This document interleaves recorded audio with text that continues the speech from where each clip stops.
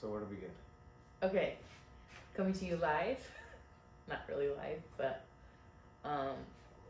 okay. So for our very first podcast slash Teamlicious YouTube video together, we decided that a good topic, I guess, would be to cover a few topics. Meaning, like, Hakeem's gonna ask me some questions, being that he is technically like a newbie at lashing, and I've been doing this for a few years now. So we compiled some of the questions that Hakeem has been either struggling with or just wanting clarification on, and I'm gonna answer them. All right. Right? Sounds good. All right. Well, let's get it started then. Yeah. All right. My first question would be, why did you choose to do aesthetics? Like, I guess instead of like cosmetology or any other programs you could have done. Like, why did you choose that program? So, can I know why you want to know? Yeah. What like intrigued you to do lashes? I guess, and why instead of hair? I don't know. It just why because you do hair. Because I do hair. Yeah. So I'm just wondering like. Well, okay, so that's kind of like a really long answer, but to cut it short, when I first got into the beauty industry, I was doing makeup. That's kind of how I stumbled upon it. I've talked about this before on our live on Instagram. So it all started kind of with makeup and skincare. That's like where I guess it was like a really just a passion point for me. It really wasn't like it was never intended to be like a form of income. I was making YouTube videos at one point about 6 years ago, makeup videos, and I had a lot of fun doing that. Again, it was just pure fun. I wasn't monetizing my videos or anything. It was mostly just like a hobby. I was a stay-at-home mom. So I think it all started kind of I just liked makeup and skincare. Like, I didn't even realize it that I could actually make money off of it. I mean, I guess it popped up in my head. It seemed but like it might be fun or whatever, but exactly. But that's all. Sure, yeah, of course. I saw like Jaclyn Hill and Kristen Dominique and stuff, and I was like, oh my god, I could do that. But the reality was like I was going to school, I had plans of going to school, getting my degree, and like getting a state job, like a stable job. So I don't think I ever like dreamed of being an esthetician or a lash artist at all. But once I was doing makeup and I was working at the Lash Lounge in Camarillo doing makeup there, I was just around estheticians all day. So there was Jen, Elisa, and then there was some girl who did like brow waxing and facials in the back. So I think that just being around that environment and realizing like how much I actually really enjoyed makeup and lashes and skincare and all that stuff, that was pretty much like my first introduction. And then you kind of like pushing me towards becoming an entrepreneur. Yeah, I didn't want you to go to 9 to 5, that's for sure. Exactly, yeah. Like I was working at the DMV when I was working there. I was going to school on my way to university. So I think like I honestly don't think it was like oh my god, I can't wait to be an esthetician. Like, it wasn't like a dream of mine. It was kind of just you fell into it and it was good. And yeah, I think we talked about it. Like, we had said at one point that I would go to beauty school because I was pregnant. Then you want to go back to school. And exactly, and it would be kind of just a way for me to make a little extra money, because that's pretty much what my friend Jen did. Jen worked with me at the DMV, and she did lashes on the side, and she made a couple $100 to $1,000 extra a week. So I just was like, hey, I could do that and go to school, and that would be enough money for me to at least. I think you even told me you were like, just make enough money to pay your bills, like your car insurance, cell phone, and gas, and that way I didn't have to be taking money from you all the time. Yeah, for sure, that worked out. Yeah. So that was it. Like, it was never like a passion of mine. One thing I did know, to answer your question, why I didn't go to like cosmetology school, I don't even do my hair ever. Like, my hair chick, Vanessa, she always scolds me because I only brush my hair like probably a couple times a week max. So hair is not my thing. I don't even do my hair. I don't style it really on a regular basis. And then the other thing was just doing hair is so scary to me because it's permanent. Like, I knew that doing hair, if you jack up someone's hair, I mean, I've seen videos, like, you can make them go bald, or you could just totally fry their hair. And the fact that it's not permanent, because yes, hair grows back, but like, I think for guys it's different. It's so short, and exactly. You can chop it off. And girls, it's like, it took me 5 years to grow my hair to this length or whatever. Whereas anything that an esthetician does, pretty much, is like semi-permanent or it's just temporary. So makeup, completely temporary, you can wipe it right off. Obviously, you have to know some stuff about chemicals and stuff, so it's serious too. Yeah, for sure, yeah. But I don't know, I get anxiety from thinking about hair. Yeah. So you kind of just fell into it, you were good, you liked it, and then it grew. I think that what made me like grow so quickly was not so much that I'm so good at aesthetics. It's more just that I have a passion for helping people. And I think that in any business, if you have that true, genuine like care for people, whether it's helping them or just making them feel pretty, or whether it's educating, whatever your passion is, as long as it's genuine and it's a passion, I think that you're gonna be successful. So, yeah. We're in our garage right now, and our kids are asleep. This is like the only time that we have to do stuff like this is when they're asleep. And my dog's trying to break in. Yeah, so if you hear any crazy scratching noises, yeah. It's our dog. It's not our kids. We didn't lock them in the closet. I promise. Okay, so question 2. Okay. I guess my next question would be, how long was your first full set? Because I know like after my first full set, like I was kind of like, dang, like, this is takes so long. Like, when am I ever gonna get a better time? I don't want to be doing this for 5 hours or 4 hours, you know. I remember those days. I definitely do. So like I said, I did have a little bit of exposure to lashes from working at the lash lounge, but to be honest, I had no intention of getting into eyelashes when I went to beauty school. So I didn't do a ton of research. Like I didn't really know. I knew how long it took Jen to do my lashes, so I kind of assumed, I guess, like, oh, I'm just gonna do it that fast. Exactly, and I kind of did some, loose math in my head, like, oh, like I'm gonna make this much money this fast, whatever. But oh boy, was I wrong. So the first day I did, the way my training was, it was like a 4-hour little class, and in that 4 hours you did a model in that time, and it was terrible. I probably got like not even half. I would say like. In reality, if I would have counted, I probably got like 12 lashes on each eye, like realistically, and very poorly, like crooked all over the place, glued to probably multiple natural lashes, like so horrible because the training was like super subpar. And then because I felt so bad, and it was actually that girl's birthday that weekend, I ended up actually telling her to come home to my house. And because I did get a kit, I mean, it was really crappy products in my kit, but I had what I needed. I had the glue, the lashes, the tweezers.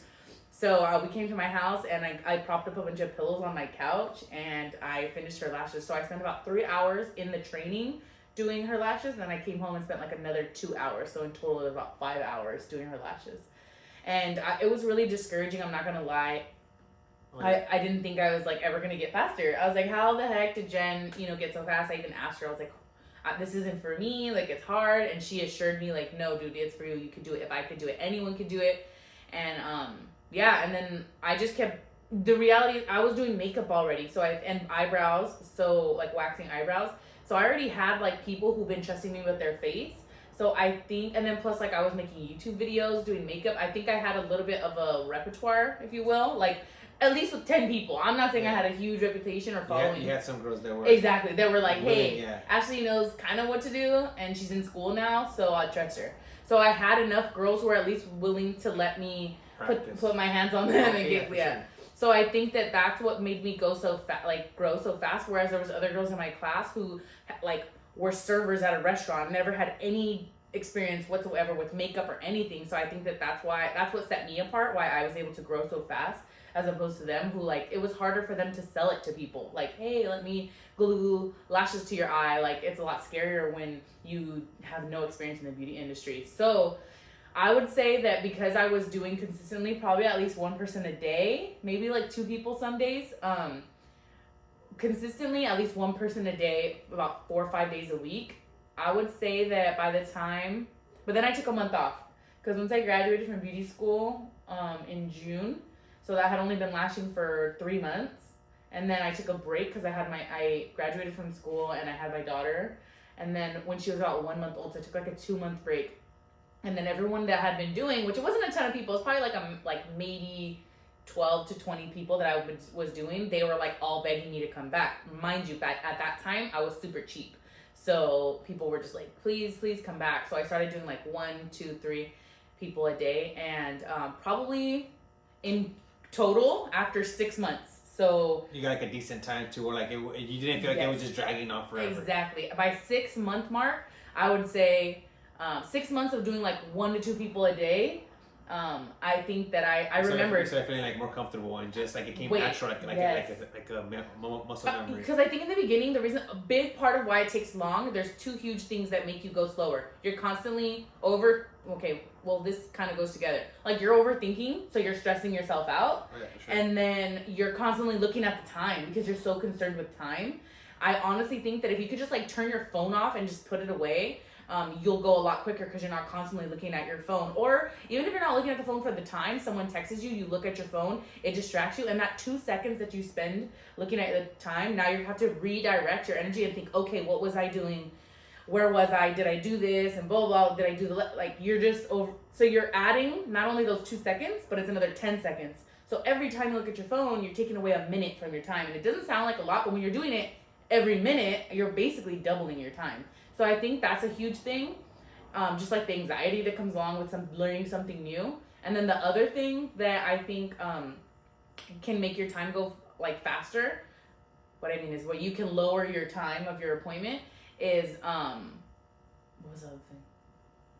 Oh yeah, just like getting into the groove of things, like getting more comfortable, like feeling at home, like exactly. I'm supposed to be here. It's like anything else in life. Like when you're first learning, you're thinking about all the little things you got to do. Okay, blah, blah, hold my hands here. Don't forget to do that. Blah blah. Like, and did I do this? Did I forget? Oh my God, I'm psyching myself now. Did I do that? Let me triple check. So when you get into a groove of things, like I do this, I wash their lashes first, and then I brush them, and then I put the tape, and then I put the little tape, and then I have like a groove of doing things. Once you get into that mode, it's just everything flows. And then second nature, just like it comes natural, exactly like you were saying earlier. Yeah, it becomes like second nature. Yeah, for sure. So I think that those 2 things are really key when it comes to like getting your set time down. But the reality is, honestly, it's just practice. You shouldn't worry about time. And I always tell people, like all of my students, I tell them like, do not worry about time. I even tell them in the class, like, don't look at your phone. Because looking at your phone is like giving you anxiety, making you slow down, interrupting your groove. So overall, like not worrying about time will lessen the time. It sounds like it doesn't make sense, but yeah. Okay. So then number 3. Number 3 would be should I just stick to classic first, or should I start doing volume out the gate? Like what should I do? So you've been doing classic for like a month now, right? Yeah. Roughly. Should I just jump into volume now that you know what I mean? Or should I feel like okay, now that I'm I do the perfect classic set. Should you wait till you're perfect? Yeah, exactly. Well, you're never gonna be perfect. Okay. So that's one thing. But to answer your question, I think there's a couple things I want to touch on. So first of all, you should do whatever you feel comfortable with. So like I have students who come and they do like a combo class with me, learning classic and volume. And by the time we're in volume, sometimes like they got it, And I'm not saying perfect. They're not perfect. They're not doing it, and their retention might be poor, blah, blah. But like they can make fans, pretty decent fans on the first day. And when that happens, I encourage them to continue to practice. Like they're not going to be perfect every time. That might have just been a good day. Or the good tweezer holding, who knows, like whatever it was. But I do encourage them. Now, if it's your first day and you think that this is the type of learner I am, which that's the type of learner I am, I'm a figure out the baby steps first, set the foundation, and then grow. Like that's the type of person I am. You don't want to. I don't want to overwhelm myself because the way my anxiety is set up, like I don't think that it's I don't think for me that jumping into volume was a good idea. I had a bunch of girls who were in my class who did it, and more power to them. In my opinion, I don't think that that's a good foundation because I saw them jack up a bunch of girls' lashes. Like I remember people going to them and like crying and being upset and hating their lashes, their natural lashes falling out because they just jumped 10 levels, So in my opinion, I don't think that that's a good business practice to jump into something that's technically like expert level. But again, everyone's different, like some kids run before they walk and it's just, everybody's different. So I think that if you don't feel comfortable doing volume, don't pressure yourself. Don't don't tell yourself, oh, I must be terrible. Because this is a big, huge key that I wanted to touch on. There's a huge market out there for people who just do classic lashes. Like when I was just a classic lash artist, I had no problems getting clients. A lot of people think, and I hear this all the time from people who want to take my class, they're like, but volume's where the money is. Is it though? like volume's so hard. Like it's hard. really Yeah, hard. sure, yeah. And to get the retention down with volume, it is so hard. It's so much easier to make a really good bond with a classic lash. Like it's very straightforward. Once you get it down, it's like, I swear I fly through my classic sets now and they're so full. People think they're volume. They'll literally, I have someone open their eyes and say, this is classic, because they look so full. So I built my reputation on doing classics. I did it classics only for a year. I was on the back end, I was teaching myself volume, but I didn't actually offer it as a service until a whole year from when I got certified. So I personally think for me, learning classic first is the best. And to be honest, learning classic, people would ask me, well, why don't you do volume? Why don't you do hybrid? You know, try to do some. I know you're practicing.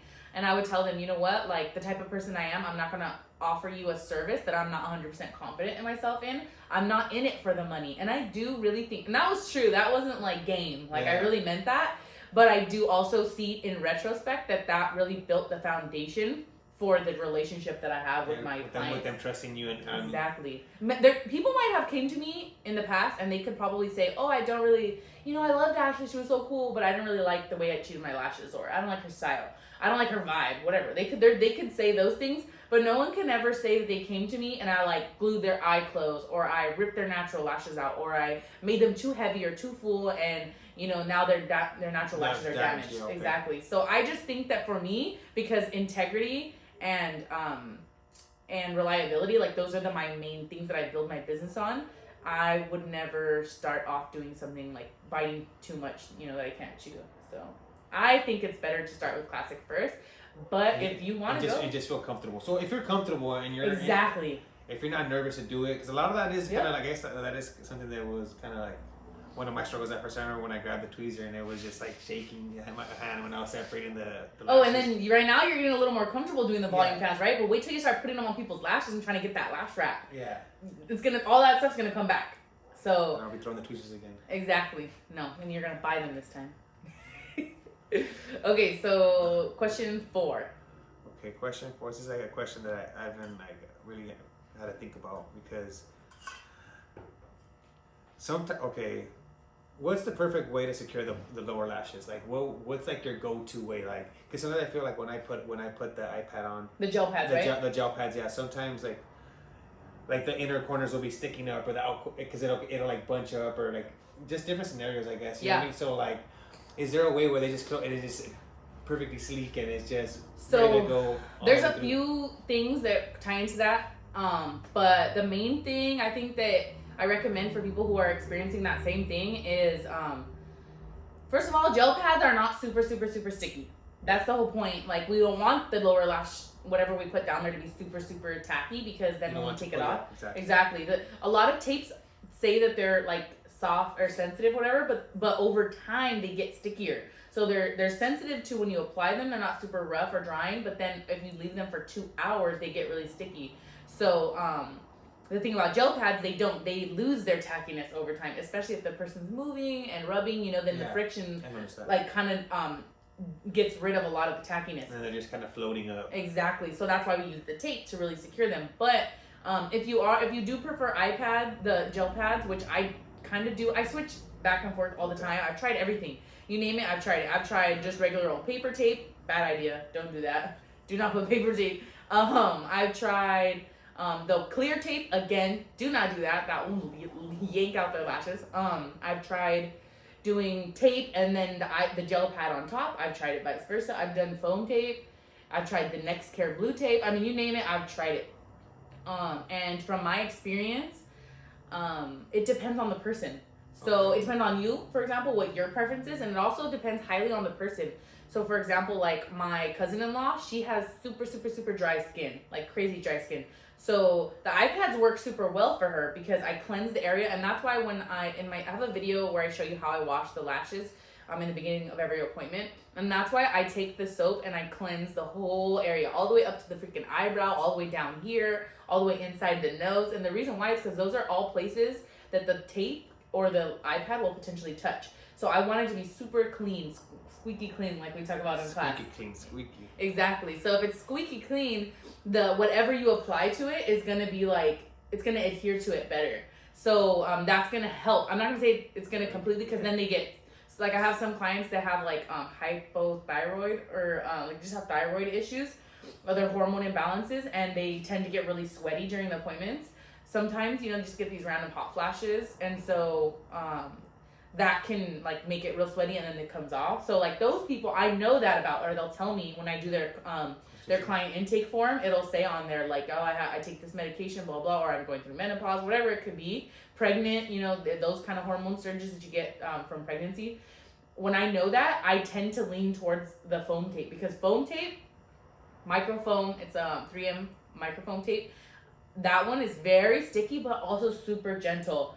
The only thing about it is it's not as comfortable as a gel pad. Okay. A gel pad is going to be the most comfortable thing, but it's not the stickiest. Over time, it loses its tackiness. So you gotta be readjusting it. Exactly. So so one of the things that I notice is there's also a lot of people who get irritated easily from the gel pads for a few reasons. I think it might have to do with the ingredients, but also I think it has to do with the fact that the gel pads, whenever they're near moisture, like the eye, the moisture from the eyeball, it kind of like expands. The gel expands and kind of just fills in that crease if it gets too close to the water line. And typically people's eyes will start to water here and there. It could be from the brightness from the light or whatever. And so when it waters, it kind of causes the gel in the on the bottom side to expand, and then it gets in the eye. And in the moment they don't feel it irritating them, but at the end of the appointment they'll have like not bloodshot red, but they'll be a little pink. And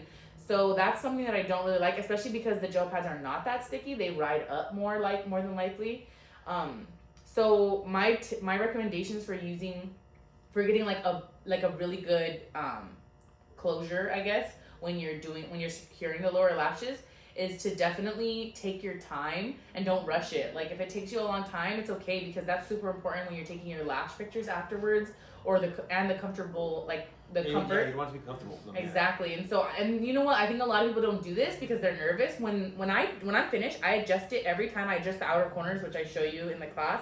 Like, so after you put it on and they close their eye kind of adjusts.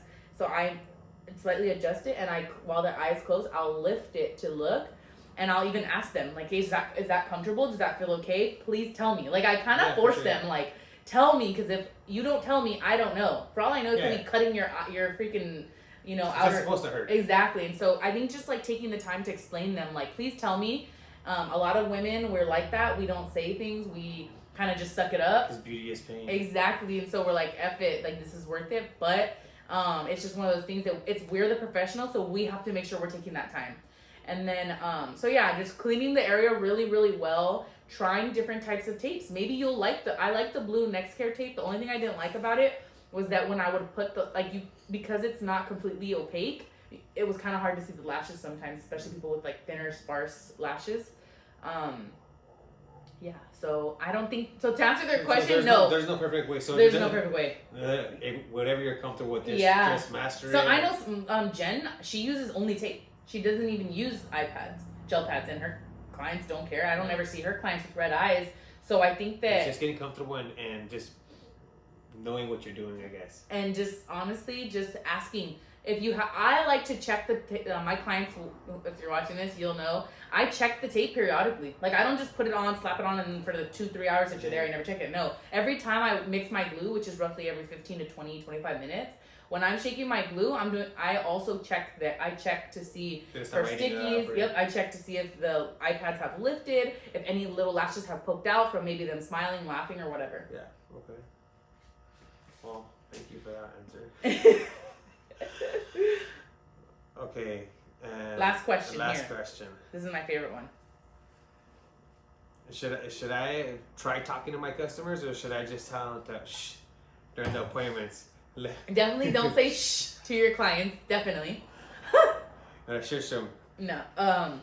Okay, so I think what you're asking me is like, what's more important? Like, what like, would you say keeping them like, not saying keeping them quiet, but like, wow. But just having them lay there, like, practically fall asleep, or would you rather talk to them and, I guess, build a relationship with them? So I think that's a really good question. That's why I was excited to answer it.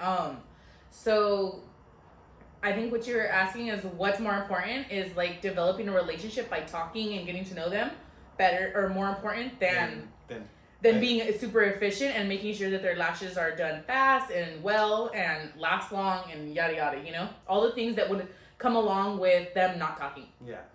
Well, obviously for skill, like obviously like you can do it, but I'm saying right. Yeah, me starting off, so like exactly where should I focus more so on right now? this is my 2 cents. I think that as a beginner, not that you shouldn't be worried about your relationship with them, but I think that just doing all of the things efficiently, safely, healthily, conscientiously, intentionally, like doing all of the things the way our training says to do it. Like, for example, asking them, this is what I used to do in the beginning, probably for like the first year, or even till now, the first appointment I have with someone, like if I've never met them, this is our first time together, I tell them, you know, I would love to get to know you, and I would, you know, love to talk and catch up or whatever. But to make this appointment more comfortable and to make it go by quicker and to get the most possible lashes that I can on your lashes, and just to make this go smoothly as possible for both of us, it's going to be better if we really limit the talking to pretty much none. If you silence your phone, because when you hear when they hear the phone vibrating, they want to check it. It's natural. It's human nature. If you could just, I told them I'm going to turn the music up a little loud, not crazy loud, but like loud enough to where it kind of makes it so they can like block everything else out, and they just knock out. And I used to tell them that, like, that's how we're going to do it for the first couple appointments. I just think that, like, I think that you're on the right track with wanting to develop a relationship with your clients, and yes, chatting with them, getting to know them will do that.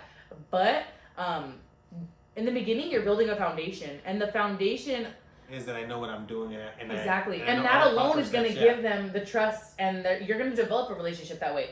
Maybe you're not going to get that best friend relationship, but you're going to develop a relationship of trust, of reliability, of honesty, and of being upfront. If you're upfront with them from the beginning, in the future, it'll make it a lot easier to be upfront with them about, hey girl, you haven't been cleaning your lashes. Or hey, you know what? I know you want to be a 3-weeker, but you're really hard on your lashes. You're more like a every 2-weeker. Like, if you start off trying to be besties, it's gonna be a lot harder to have those. To be a jerk leader in the game now. Honestly, like, we kind of have to. We're the business owner, and we have to be like upfront sometimes. So I think that remembering the relationship is good. You can talk to them when they first get there. You can talk to them while you're washing their lashes. You can like get all the things you want to get in then, and then when you're removing the stuff again. Yeah, for sure. So you can get a good 20 to 30 minutes of talking. It just doesn't need to be a full 2-3 hours of talking, because then that's going to turn your appointment into more 4 hours. Exactly. Yeah. Stretch it out. So I just think, like I was saying earlier, with the whole like doing classic first, and you know, just being completely transparent and like trying to do things the right way, I guess, slow and steady. I didn't realize that that's what I was doing, but I was developing a relationship and a reputation as somebody that people could trust. So long term, it developed my relationship with them. So when I did start doing volume, no one was like nervous. They were like, oh, if Ashley's saying she's doing it, then... Yeah, because you were always like, oh, I'm not ready. Yeah, Yep. not ready and yet. They were begging me. Girls would even tell me, just practice on me. I don't care. But I was like, no, like, I don't want to do something to you that I'm not 100% confident in. And so it's kind of like the same thing. You're telling them, I want to talk to you, but you know what? I don't want to jack you up. Yeah, I want to give you the best answer right now that I could give you. Exactly, because you care about their time and their money. So time is money. So I just think that, like, if once you develop that foundation of being like professional and respectful, then with time you are going to get faster, your skill's going to get better, and then you will be able to talk. Okay, yeah, so now everything comes with time. Then. I know. You gotta put the work in, and then eventually I could just have it my way. It sounds like repetitive, like a broken record, and but I think that breaking it down this way and explaining why, instead of just telling you, you'll get it with time. Yeah, so trust the process. Yeah, just trust. Yeah, just trust the process for sure. But like, just someone just telling you trust the process, like it kind of gets like all right, F you. Yeah, exactly. I remember when I first started doing lashes, and I remember reaching out to girls who were a little bit ahead of me, and I wanted like answers. I'd be like, hey, what product do you use, or blah blah. I got some really rude, and these are people that I knew that like since childhood, some of them, and I would be like, hey, what product did you use? And I had this one girl who told me, oh, I use a few, and like nothing else. Like, a lot of people are like that. Like, they don't want to give you the juice, but I'm not one of those people. I'll give you the juice. I just think that like it sounds that way sometimes, and I just don't ever want people like yourself to think that I'm just telling you that because I don't want you to grow. That's the truth. If I break it down this way, you can see what I mean. Yeah, no one just became a amazing lash artist overnight. It takes. Nope.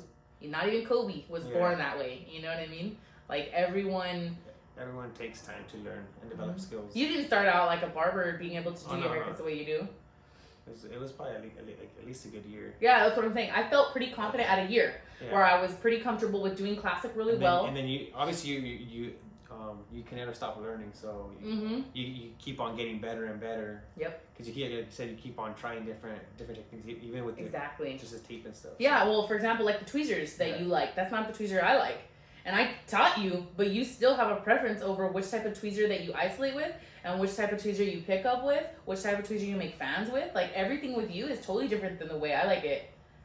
Yes. So, I mean, I can show you. It's trial and error. Exactly. What fits your best hands for you are different. Bigger, your eyes are different. Like, your body, the way you sit is different. So, everything is different. And I think it's good There's no right one way to do anything. Exactly. And I think that that's what people are looking for. Like, what tweezer do you use? What glue do you use? And what's the perfect way to get this done? Exactly. There is none. Yeah. Like, it's preference. And it's not just preference for you. It's preference for person to person. Like, each client is going to need a different type of the curl depending on how their lashes sit, a different type of style based on their face shape and eye shape. So, if you think about it that way, it's going to be the same thing for you. It's not one There's no one answer. Yeah. No, there's not. But those are my answers.